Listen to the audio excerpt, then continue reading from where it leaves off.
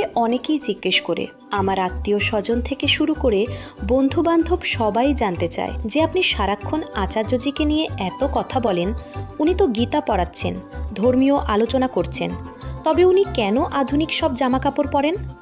তো আপনার আচার্যজির এই মডার্ন জামাকাপড় পরার এমন কি প্রয়োজন? ঠিক এই প্রশ্নগুলো আমার কাছে বারবার আসে। এই যে আমার এই সাধারণ শার্টটা, আমি কার কি ক্ষতি করেছি ভাই? আপনারা যেভাবে প্রশ্ন করছেন আর যেদিকে এগোচ্ছেন, তাতে এই প্রশ্নের আড়ালে উদ্দেশ্যটা তো পরিষ্কার, যে এবার ওনাকেও সর্বত্যাগী বানিয়ে ছাড়ো। আমার কাছে তো সেই সাধারণ চিহ্নগুলোও নেই। এই দেখুন, হাতের 10টা আঙুল, একটা আংটিও নেই, আর এই আমার গলা একদম খালি। না এখানে কিছু আছে, না ওখানে কিছু আছে, কোথাও কিচ্ছু নেই। জানেন কিছু? আরে এটা তো বলতেই পারবো না। এমন এক লজ্জাজনক ব্যাপার যে লোকটা টেনিস খেলে। আমাদের কোনো পৌরাণিক ঋষি বা প্রাচীন আচার্য কি কখনো টেনিস খেলতেন? কিন্তু এ খেলে। আমাদের এই মিশনটা বিশাল বড়, আর সেই কথা মাথায় রেখেই আপনার নিজের একটু খেয়াল রাখা উচিত। এটা আমার অধিকার, আসলে এটা আমাদের সবার অধিকার। এই অনুরোধটুকু করতে পারি, প্লিজ। আমাকে অনেকেই এই প্রশ্নটা বারবার করে, তা আমার আত্মীয় স্বজন হোক, বন্ধু বান্ধব হোক, কিংবা এমন মানুষ যারা আপনাকে খুব একটা পছন্দ করে না। তারা প্রায়ই জিজ্ঞেস করে, আপনার আচার্যজি এত মডার্ন পোশাক কেন পরেন? রাস্তাতে, দিল্লির, লখনৌর, মুম্বাইয়ের রাস্তাতে, এক্সপ্রেসওয়েতে একটা গাড়ি যাচ্ছে। এটা বেশি আশ্চর্যের ব্যাপার, নাকি গাধার গাড়ি যাচ্ছে সেটা বেশি আশ্চর্যের? আমি আজকের সময়ের পোশাক পরেছি, সেটা দেখে আপনাদের অবাক লাগছে? হুঁ, নাকি আজ থেকে 1000 বছর আগের পোশাক পরে কেউ ঘুরলে সেটা বেশি আশ্চর্যের হতো? প্রশ্নটা আসলে কাকে করা উচিত? তাহলে আমাকে কেন জিজ্ঞেস করছেন? আমি তো সেই একই পোশাক পরি যা আপনারা পরেন। এগুলো যদি মডার্ন পোশাক হয়, তবে আপনাদের পোশাকও তো মডার্ন। এখানে যত মানুষ আছে, এখানে শার্ট পরেনি এমন কে কে আছে? এমন কে আছে যে শার্ট ছাড়াই বসে আছে?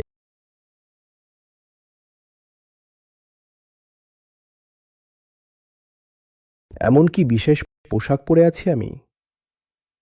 সময়ের একটা স্রোত আছে তো। পোশাক হলো ব্যক্তিত্বের সবচেয়ে বাইরের একটা আবরণ মাত্র, কোনো অন্তরের গভীর বিষয় নয়। পোশাক সবসময় সময় সাপেক্ষ হয়, অর্থাৎ আপনি যে সময়ে বাস করছেন সেই সময়েরই পোশাক পরেন। কিন্তু আপনাদের কি একবারও মনে হয় না যে যারা আজকের যুগে দাঁড়িয়েও 2000 বছর আগের পোশাক পরে ঘুরে বেড়াচ্ছে, তাদের একবার জিজ্ঞেস করি আপনাদের হয়েছেটা কি? যে আপনারা ওইসব গায়ে জড়িয়ে ঘুরে বেড়াচ্ছেন। আচ্ছা, পোশাক তো পরেছেন 5ম শতাব্দীর, কিন্তু গাড়ি চালাচ্ছেন একদম 21 শতাব্দীর। বাবাজিরা পোশাক পরেন 5ম শতাব্দীর, কিন্তু টেকনোলজি ব্যবহার করেন পুরো দমে। এই যে মিডিয়া, টিভি, সোশ্যাল মিডিয়া, সব তো 21 শতাব্দীরই প্রযুক্তি, যা আপনারা জমিয়ে ব্যবহার করছেন। গাড়িটাও 21 শতাব্দীর।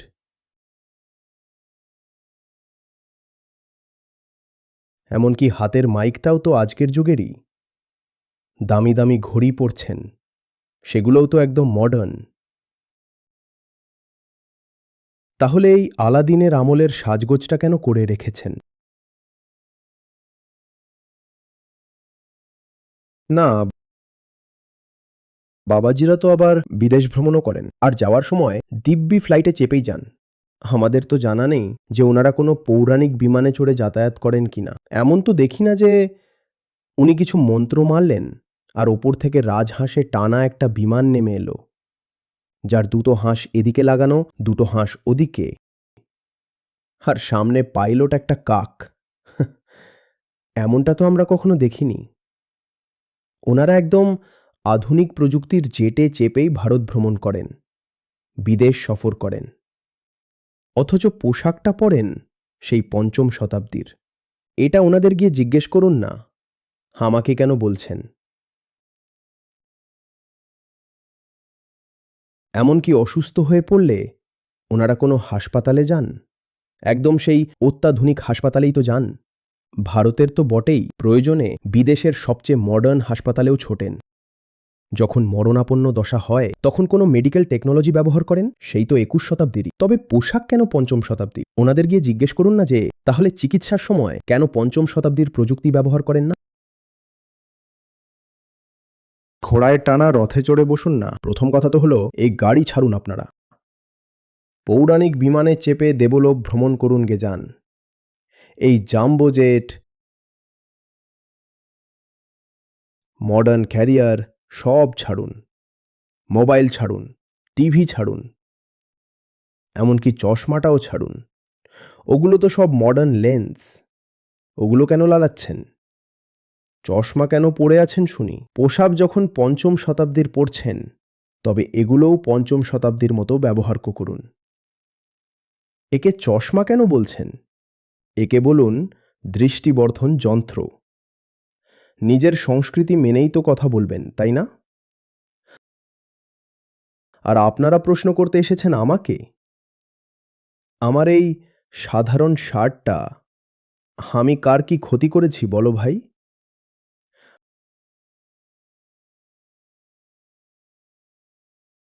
আমি তো সেই দিনটার কথা ভেবে ভয় পাচ্ছি যেদিন আপনারা আমাকে এখানে শার্ট ছাড়াই বসিয়ে দেবেন। যেভাবে আপনাদের প্রশ্নগুলো আসছে আর যেদিকে যাচ্ছে, আমি কিন্তু আগেভাগেই সব দেখতে পাচ্ছি ভাই। ত্রিকালদর্শী হওয়াটা কি শুধু বাবাজিদের একচেটিয়া অধিকার? আমি ভবিষ্যৎ দেখতে পাচ্ছি। এই প্রশ্নের আড়ালে একটাই উদ্দেশ্য, যে একেও এবার সর্বত্যাগী বানিয়ে ছাড়ো। দেখুন সবাই কেমন মজা পেয়ে গেছে। আচ্ছা, বাবাজিরা ব্রাশ কেন করেন? আমি তো এটাই জানতে চাই। এগুলো তো সবই ২১ শতাব্দীর প্রোডাক্ট। ব্রাশ কেন করেন আপনারা?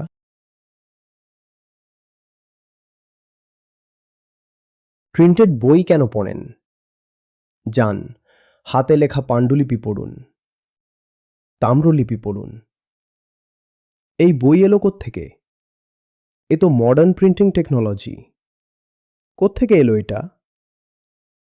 আপনারা জীবনের প্রতিটা ক্ষেত্রে এই যুগের সুযোগ সুবিধা নিচ্ছেন, অথচ পোশাকটা পরছেন আজ থেকে ১-১.৫ হাজার বছর আগের। এটা শুধু ভণ্ডামি নয়, এটা একেবারে খোলাখুলি জালিয়াতি। কিন্তু ভক্তরা এই সহজ কথাটাই বুঝতে পারে না। আপনাদের ব্যবহৃত প্রতিটা জিনিস শুধু এই সময়েরই নয়, বরং মোস্ট মডার্ন। একজন সাধারণ ভক্তের কাছেও যে আধুনিক প্রযুক্তি নেই, বাবাজিরা তার চেয়েও উন্নত টেকনোলজি ব্যবহার করছেন। কিন্তু ভক্তদের মাথায় এই প্রশ্নটা একবারও আসে না যে সব কিছুতে মডার্ন জিনিস ব্যবহার করছেন, তবে পোশাকটা কেন এত পুরনো পরে বসে আছেন? আর এই সাজগোজ কেন? ঠিক যেন সেই আলিবাবা আর ৪০ চোরের গল্পের মতো। এটা ওনারা এই কারণেই করেন, কারণ আমাদের অবচেতন মনে আগে থেকেই একটা ছবি গেঁথে আছে। আর সেই ছবির সাথে স্বার্থ আর ভয় দুটোই জড়িয়ে আছে। ভালো করে খেয়াল করলে দেখবেন ওনারা ঠিক সেই পোশাকগুলোই পরেন যা আপনাদের মনে আগে থেকেই ধর্মের প্রতীক হিসেবে বসে আছে। ছোটবেলায় গল্পে সেই পোশাকই পরেছেন, টিভিতেও সেই পোশাকই দেখেছেন। আর আপনাদের মনে বিশ্বাস জন্মে গেছে যে যে এমন পোশাক পরছে সেই ধার্মিক। তাই নিজেকে ধার্মিক প্রমাণ করার এর চেয়ে ভালো আর সস্তা কোনো উপায় নেই। চড়া মেকআপ আর এমন পোশাক পরে নাও যা চিৎকার করে ঘোষণা করবে, আমি একজন ধার্মিক লোক। আমার কাছে তো কোনো মেকআপ নেই, আমার কাছে শুধু আমার কথা আছে। আমি যেখানে যাই কেউ আমাকে চেনে না। আমি ৫টা সাধারণ মানুষের মতোই দাঁড়িয়ে থাকি। কেউ আমাকে আলাদা করতে পারবে না। এমনকি আপনাদের কাছে ধর্মের যত প্রতীক আছে, আমার কাছে সেই ন্যূনতম চিহ্নটুকুও নেই। এই দেখুন, হাতের ১০টা আঙুল, একটা আংটিও নেই। আর এই আমার গলা পুরো খালি। না এখানে কিছু আছে, না ওখানে কিচ্ছু নেই। প্রকৃতি মা আমাকে যেভাবে পাঠিয়েছেন আমি ঠিক সেভাবেই আপনাদের সামনে দাঁড়িয়ে আছি। আর শার্ট তো আপনারা এমনিতেও খোলার চেষ্টা করছেন, কিন্তু একবার পার্থক্যটা বুঝুন। আমার শরীরে যেমন কিচ্ছু নেই, সেই বাবাজিদের 10টা আঙুলের 20 জায়গায় কিছু না কিছু থাকবেই। আমার শরীরে যেমন কোনো চিহ্ন নেই, বাবাজিরা শরীরের কোনো জায়গা ফাঁকা রাখেননি যেখানে কোনো না কোনো তিলক বা চিহ্ন আঁকেননি। কেন? কারণ ওইসব চিহ্ন না থাকলে তো প্রমাণই হবে না যে ভেতরে কোনো দেবত্ব আছে। চিহ্ন ছাড়া তো ওনাদের আর কিছু দেওয়ার নেই। ওই চিহ্নগুলোই তো ওনাদের সর্বস্ব, তাই না? তাই শরীরে অনেক রকম দাগ কাটতে হয়। আমার এখানে কি চিহ্ন আছে? কোনো চিহ্ন নেই। তবুও সব প্রশ্ন কিন্তু আমার দিকেই। পালাবেন না, একদম পালাবেন না।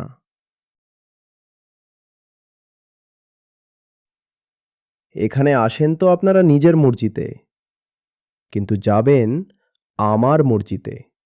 আমাকেও অন্তত এটুকু বাবাজি তো মনে করুন।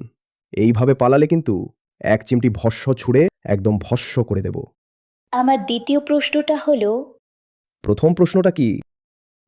সরি।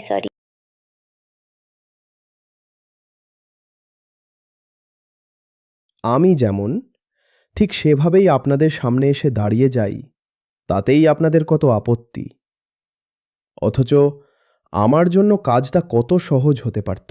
আমি সারাদিন যা খুশি করি না কেন, যখন আপনাদের সামনে আসব তখন স্রেফ একটা গেরুয়া বা সাদা পোশাক চড়িয়ে চলে আসব। আপনারা টেরই পেতেন না, আপনারা কিচ্ছু বুঝতে পারতেন না। আপনারা তো কেউ আমার ঘরে ঢুকে পড়েননি, কিংবা আমার ব্যক্তিগত জীবনের ভেতরেও ঢুকে যাননি। তাই আমার জন্য কাজটা খুব সহজ ছিল। ঠিক যখন আপনাদের সামনে আসব তখনই কোনো একটা বিশেষ ধর্মীয় চিহ্ন বা বিশেষ কোনো পোশাক গায়ে চড়িয়ে নিলাম। আমি তো সেটা করতেই পারতাম, তাই না? যারা আমাকে চেনেন তাদের মধ্যে 99% মানুষই আমাকে চেনেন এই মিডিয়ার মাধ্যমে। তাই মিডিয়ায় নিজের একটা বিশেষ ছবি পাঠিয়ে দিলেই তো কেল্লাফতে, পেছনে আমি যা খুশি করতে পারতাম। কিন্তু না, আমি ঠিক যেমন সেভাবেই আপনাদের সামনে এসে দাঁড়াই। আর যখন আপনাদের সামনে আসি, কেউ বলে, আচ্ছা, ওহো, উনি তো পেন ব্যবহার করছেন। আমি তো আর পাখির পালক দিয়ে লিখি না, দেখলে? আমি তো আগেই জানতাম ইনি ধূরতাচার্য। আসল গুরু তো তিনি, যিনি ময়ূরের পালক কালিতে ডুবিয়ে ডুবিয়ে লেখেন। ইনি তো মডার্ন পেন দিয়ে লিখছেন ভাই। দেখুন, আমি যা দিয়ে লিখি সেটা দিয়েই লিখব। আপনাদের সামনে এসে তো অন্য কিছু নাটক করব না। ওনার তো একটুও সংযম নেই। আলোচনা চলাকালীন 2-3 ঘন্টাও না খেয়ে থাকতে পারেন না। আধ্যাত্মিক কথা বলতে বলতেই চা খাচ্ছেন। হ্যাঁ, আমি চা খাই। লুকোপ কেন? খাই তো। তাতে সমস্যাটা কোথায়? আমি বলছি, আর রোজই তো বলছি।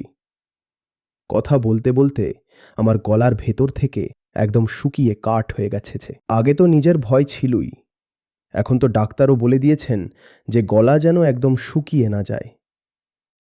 এটা একটা বড় সমস্যা। আপনারা দেখেছেন ইনি গাড়ি ব্যবহার করেন। হ্যাঁ ভাই, আছে। আর আপনারা নিজেরা দেখেননি, আমি আপনাদের দেখিয়েছি। আপনারা আমার ভিডিও থেকেই সেটা দেখেছেন। কেউ লুকিয়ে চুরিয়ে কোনো স্টিং অপারেশন করেনি। আর যা আছে তা এখানেই সবার সামনে দাঁড়িয়ে থাকে। যারা এখানে আসেন তারা সবাই ওটার দেখা পেয়ে যায়। কোনো গোপন গ্যারেজ থেকে ওটা হঠাৎ করে উদয় হয় না। যখন আমি খেলতে যাই তখন আপনাদের সামনে দিয়েই বেরিয়ে যাই। আমি কি আপনাদের জন্য অপেক্ষা করব, নাকি যে আপনারা বসে থাকবেন আর আমার খেলার সময়টা পেরিয়ে যাবে? আমি বেরিয়ে যাই। আপনি কি জানেন? আরে এটা তো বলতেই পারবো না। কি এক লজ্জাজনক ব্যাপার। ইনি নাকি টেনিস খেলেন। আমাদের কোনো পৌরাণিক ঋষি বা প্রাচীন আচার্য কি কখনো টেনিস খেলতেন? কিন্তু এ খেলে। যা আছে তা সবার সামনেই আছে। গ্রহণ করার হলে এভাবেই করুন, নইলে আমার বইই গেছে। এখান থেকে বিদেয় হন। না, আমি আপনাকে বলছি না, যারা চলে যেতে চায় তাদের বলছি। প্রশ্ন করা ভালো, কিন্তু আমার প্রশ্নটা কোথা থেকে আসছে? সঠিক প্রশ্নটা কি হওয়া উচিত এবং প্রশ্নটা কাকে করা উচিত সেটা আগে ভাবুন। কোনো বুদ্ধিমান মানুষ যদি থাকে তবে সে গিয়ে ওই বাবাজিদের ধরবে এবং বলবে, আপনার এই অদ্ভুত সাজগোজের ব্যাখ্যা দিন তো। এই রূপ ধারণ করতে আপনার প্রতিদিন কতটা সময় লাগে? কোনোদিন ভেবে দেখেছেন কি যে ওই অত শত সাজগোজ করতে ওই বাবাজিদের কতটা সময় খরচ হয়? নাকি আপনাদের শুধু অন্ধ ভক্তিই আছে, বিচার বুদ্ধি বা বিবেক বলতে কিচ্ছু নেই? ওই যে অত ভারী ভারী সব পোশাক পরেন আর গায়ে কত কি মেখে রাখেন, ভেবেছেন কখনো ওদের ড্রেসিং করতেই কতটা সময় কেটে যায়? এখানে তো ঠিকমতো মুখ ধোয়ারও সময় থাকে না। আজ সকাল ৮টা বা ৯টার দিকে আমি কাউকে বলছিলাম যে আজ আমি ব্রাশ করিনি, আর আজ বলতে আমি আসলে গতকালকের কথা বোঝাচ্ছিলাম। কারণ গতকাল আর আজকের মাঝখানে যে বিভাজন রেখাটা থাকে, অর্থাৎ রাত, সেটা তো জেগে থেকেই কাটিয়ে দিয়েছি। তাই যখন বলছি আজ ব্রাশ করিনি, তার মানে হলো কালও ব্রাশ করা হয়নি। তারপর আমি একদিনে দুদিনের ব্রাশ করে নিলাম। কি আর করা যাবে? এখানে তো ঠিকমতো মুখ ধোয়ার বা দাঁত মাজারই সময় নেই। আর ওদিকে দেখুন কত সাজগোজ চলছে। ওটা কি ক্যাজুয়াল পোশাক? একবার ভেবে দেখুন তো। বিশেষ করে মহিলারা আরও ভালো বলতে পারবেন। রোজ অতটা সেজেগুজে তৈরি হতে কতটা সময় লাগে? সব বাবাদের কথা একবার ভাবুন তো। এক এক করে সবার ছবি মাথায় আনুন আর ভাবুন অতটা ড্রেস আপ করতে প্রতিদিন ঠিক কতটা সময় লাগে ওনাদের। নির্ঘাত কোনো খুব অপদার্থ আর ফালতু লোক হবে যার কাছে অতটা খালি সময় আছে। আমাদের জন্য তো এটাই ভালো ভাই। একটা শার্ট নিলাম, 4টে বোতাম আটকালাম, আর সামনে এসে বসে পড়লাম, ব্যাস কেল্লা ফতে। আর ক্যামেরায় তো নিচের প্যান্ট দেখাই যায় না। আমি তো মেয়েদেরও বলি, কেন অত লম্বা চুলও রেখেছ? ছোট করে নাও। চুলের যত্ন করতে অনেক সময় নষ্ট হয়। বাবাজিদের চুলের কথা তো ছেড়েই দিন, ওখানে তো জটা আছে। কখনো ভেবেছেন ওটা ঠিকঠাক রাখতে কত খাটনি আর সময় লাগে? এত সময় ওনারা পান কোত্থেকে? তার মানে কি আপনাদের হাতে কোনো কাজ নেই? প্রশ্নটা আসলে ওখানে হওয়া উচিত, কিন্তু প্রশ্নটা করা হচ্ছে এখানে।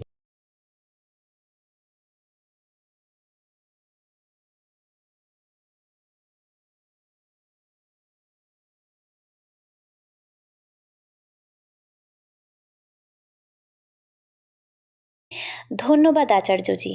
হ্যাঁ, আপনাদের তো উত্তরটা ভালো মতো দিয়ে দিয়েছেন। আপনার দ্বিতীয় প্রশ্ন। আমার দ্বিতীয় প্রশ্নটা হলো, আপনিও জানেন যে আপনি আছেন বলেই আমাদের কাছে গীতার সেই পরম সত্যটা পৌঁছাচ্ছে, যা লোকধার্মিক গুরুদের কাছ থেকে পাওয়া যায় না। আপনি আছেন বলেই আমরা আছি, আপনি আছেন বলেই আমাদের এই কমিউনিটিটা আছে। তাহলে আপনি নিজের শরীরের খেয়াল কেন রাখেন না? আমরা মানছি যে আপনি একটা বিশাল বড় মিশনে আছেন, কিন্তু এটা বলা হয়তো আমার ঠিক হচ্ছে না। এই কাজটাও আমিই করব? কিন্তু আপনি যদি না থাকেন। না, না, এক সেকেন্ড। আপনি তো এখন আমাকে ঠিক বাবার মতোই সম্বোধন করছেন।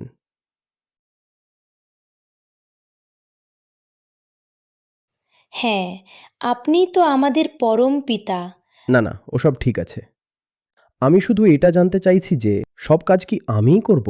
আপনাদের খেয়ালও আমি রাখব, আবার নিজের খেয়ালও আমিই রাখব? আমরা আপনার জন্য কি করতে পারি? আসলে প্রশ্নটা অন্য হওয়া উচিত ছিল। দেখুন, দুটো কাজ হতে পারে। এক, আপনার খেয়াল রাখা, আর দুই, নিজের খেয়াল রাখা। আমার নিজের খেয়াল রাখাটা খুব একটা কঠিন কাজ নয়, ওটা যে কেউ করতে পারে। কিন্তু আপনার খেয়াল রাখাটা বোধহয় আমি ছাড়া আর কেউ পারবে না।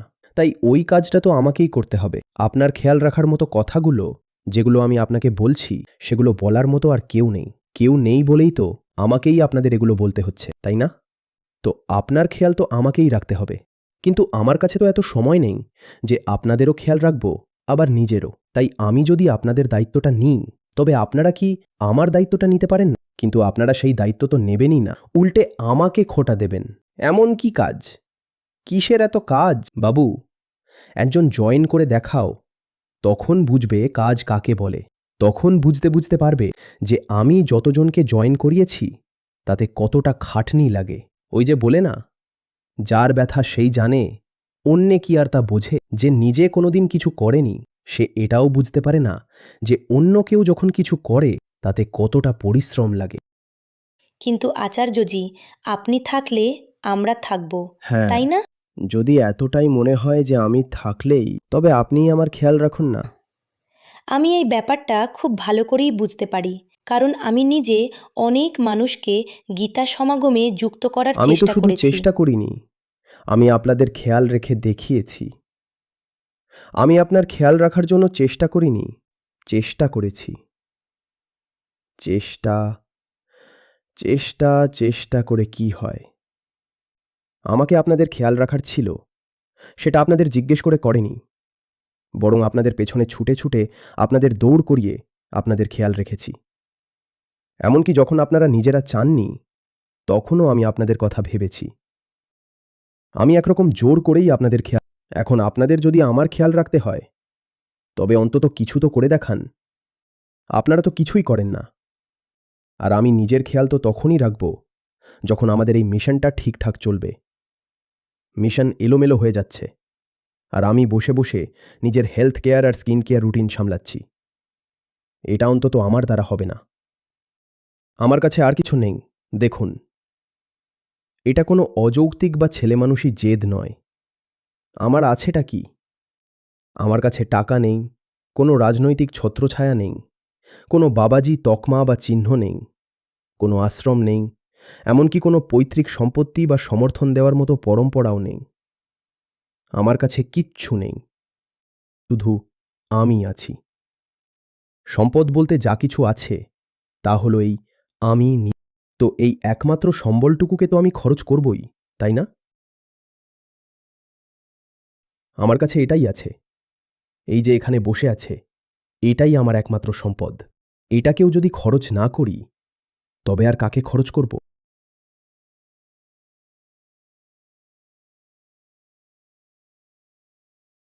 আর আমার কাছে এমন কোনো সেন্সেশন বা চাঞ্চল্যকর কিছু নেই যে কোথাও কিছু একটা হচ্ছে আর আমি সেটা নিয়ে মুখ খুললাম, একটা শোরগোল ফেলে দিলাম আর সারাক্ষণ খবরের শিরোনামে টিকে থাকলাম, যাতে মানুষের কাছে আমার কথা পৌঁছাতে থাকে।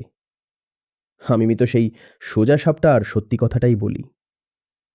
সস্তা উত্তেজনা ছড়ানোর মতো কথা তো আমি বলি না।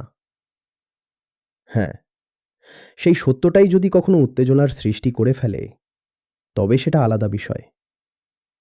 তাহলে আমার কাছে আছেটা কি? আমার কাছে শুধু এই সেটুকুই আছে।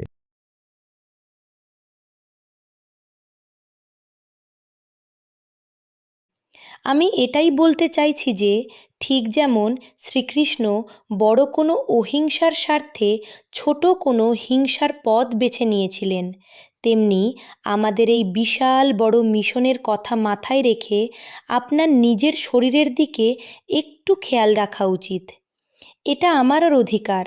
আসলে এটা আমাদের সবার অধিকার যে আমরা আপনাকে এই অনুরোধটুকু করতে পারি। আর এই অধিকারের জায়গা থেকেই বলছি, প্লিজ আমাদের এই আবদারটুকু গ্রহণ করুন। যতটা সম্ভব নিজের খেয়াল তো আমি রাখি, কিন্তু তার বাইরেটা তো আর আমার হাতে নেই।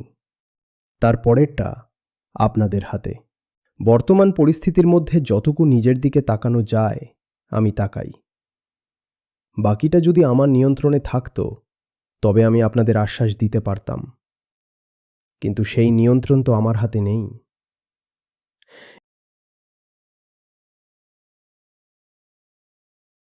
এই যে এখন আমি এখান থেকে উঠব, গিয়ে দেখব আবার হয়তো কোথাও আগুন লেগেছে, আর সেই আগুন তো আমাকেই নেভাতে হবে। আমি তখন এটা বলতে পারবো না যে, আরে এখন তো রাত 1টা বাজে, আমার বিশ্রামের সময়, এবার বিদায়।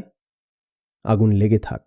আমি জানি, এখন আমি গেলেই দেখব কোথাও না কোথাও কেউ ঠিক আগুন লাগিয়েই রেখেছে। একটা কথা বুঝুন আপনারা, এই পৃথিবীটা বড় নোংরা আর জঘন্য জায়গা। এটা শুধু গায়ের জোরে চলে। আর আমি যেহেতু আগেই বলেছি, আমি যেমন কোনো রাজনৈতিক ছত্রছায়া নিইনি, তেমনি কোনো ধর্মীয় আশ্রয়ও নিইনি। এমনকি কোনো বড় শেঠজিকেও নিজের পৃষ্ঠপোষক বানাইনি। তাই আমার কাছে তো কোনো বিশেষ ক্ষমতা নেই। আর যখন আপনার কাছে এই ক্ষমতার জোর থাকে না, তখন একদম নুন্নু পুন্নু ঝুন্নু গাধাগোছের লোকগুলো আপনাকে চোখ রাঙায়।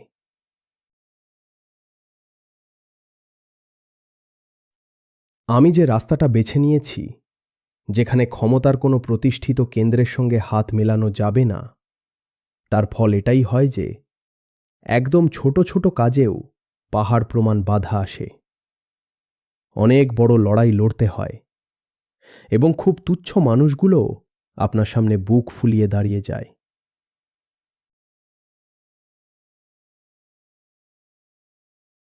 এমন অবস্থায় আমি বিশ্রাম নেবটা কোত্থেকে? আর সত্যি বলতে বিশ্রাম আমার চাইও না। যে বিষয়টা আমাকে কষ্ট দেয় তা হল আপনাদের দেওয়ার মতো কোনো প্রস্তুতিই আমি নিতে পারি না। যারা এখানে বোধস্থলে আসেন তারা প্রায়ই দেখে থাকবেন যে সেশন শুরু হওয়ার ঠিক 10 মিনিট আগে আমি এখানে পৌঁছাই। অনেক সময় আমি এখানে বসে পড়ার পর জানতে পারি যে আজ কোন শ্লোকটা নিয়ে আলোচনা হবে। একমাত্র গীতা সেশনগুলোই এমন যেখানে আমি আগে থেকে জানি, কারণ সেখানে কাব্যিক অনুবাদ লিখতে হয়। যদি বাইরের জগতের জ্ঞানের কথা বলি, তবে 10 বছর আগে আমার যতটা জ্ঞান ছিল আজ বোধহয় ততটা নেই। কোনো বিশ্ববিদ্যালয়ের কোনো পণ্ডিত বা অধ্যাপক যদি এখন আমার সামনে এসে দার্শনিক বা লেখকদের নিয়ে আলোচনা শুরু করেন, তবে হতে পারে আমি ওনার দিকে হাঁ করে তাকিয়ে থাকব, কারণ এই সংস্থার দিনরাতের জাতাকলে পিষতে পিষতে আমার নিজের প্রাণের যে উৎস ছিল আমি তার থেকে দূরে সরে গেছি। যেসব লেখককে আমি খুব পছন্দ করতাম, আজ থেকে নয়, সেই কলেজ জীবন থেকে, তাদের কোনো বই এখন খুলে দেখলে মনে হয় যেন এগুলো আগে কোনোদিন পড়িনি। তারা আমাকে কোনো মূল তত্ত্ব বোঝাতে পারবেন না, কারণ মূল তত্ত্ব তো এই গীতায় আছে। কিন্তু তাদের কথাগুলো যদি আমার মনে থাকত, তবে আমি আপনাদের আরও ভালো উদাহরণ দিতে পারতাম, আরও ভালো গল্প শোনাতে পারতাম, বিষয়গুলোকে আরও সুন্দরভাবে ব্যাখ্যা করতে পারতাম। সেশনগুলোকে যতটা সমৃদ্ধ করা সম্ভব ছিল সেটা হচ্ছে না, কারণ নিজের ওপর কাজ করার মতো কোনো সময়ই আমি পাই না।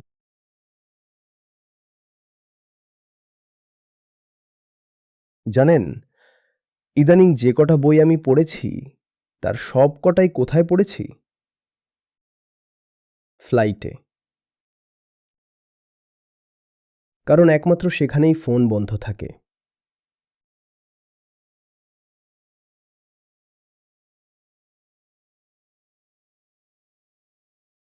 অন্যথায় বই তো আমার মাথার কাছেই রাখা থাকে, টেবিলের ওপর পড়ে থাকে, কিন্তু ওটা খোলার আর সুযোগই হয়ে ওঠে না। রুশ লেখক পুশকিনের একটা গল্প ছিল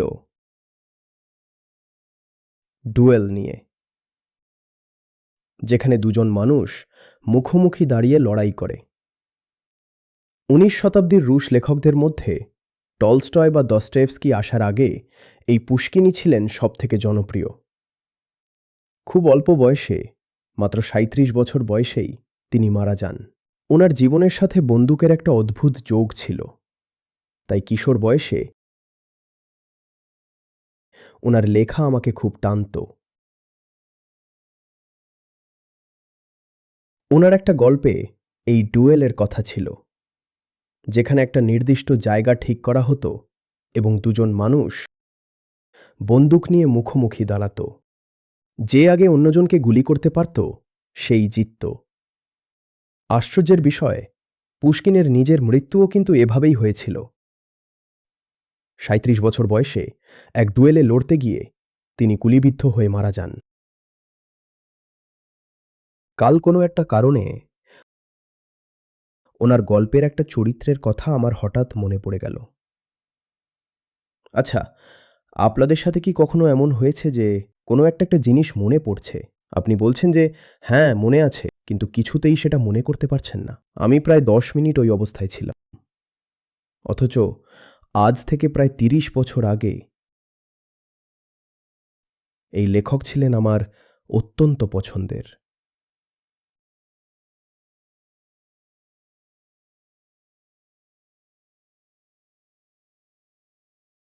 আজ এমন অবস্থা যে কয়েকদিন পর হয়তো আমি ওনার নামটাও ভুলে যাব। প্রায় ভুলেই গেছি, মনে নেই।